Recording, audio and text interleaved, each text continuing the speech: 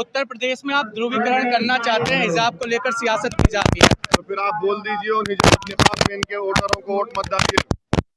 कि उन लोगों के वोट नहीं चाहिए जो हिजाब और बुर्का पहन के आती हैं।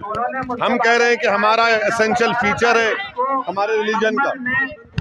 सवाल कर्नाटक यूपी का नहीं है, सवाल भारत के संविधान की धज्जियां उड़ाई जा रही हैं बीजेपी की सरकार की। प्रधानमंत्री मुस्लिम महिलाओं से मोहब्बत की बात करते हैं और जो बच्चियां पढ़ना चाहती हैं उनको आप शिक्षा से रोक रहे हैं। क्यों? क्योंकि वो हिजाब निकाब पहनती है। इसमें कौन से संविधान के फंडामेंटल राइट की बात हो रही है? हाँ, अब जो 80-20 की बात कर रहे हैं, वो कह रहे हैं कि जनवरी में गर्मी पैदा कर देंगे, मई जून में सर्दी पैदा कर देंगे। वो क्या कर रहे हैं? बिना का गीत माला कर रहे हैं वो लोग। हाँ,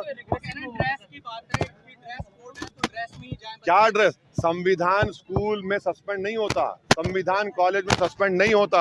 हाईकोर्ट का जजमेंट पढ़ लीजिए। संविधान क्या स्कूल में खत्म हो जाता? संविधान क्या कॉलेज में खत्म हो जाता?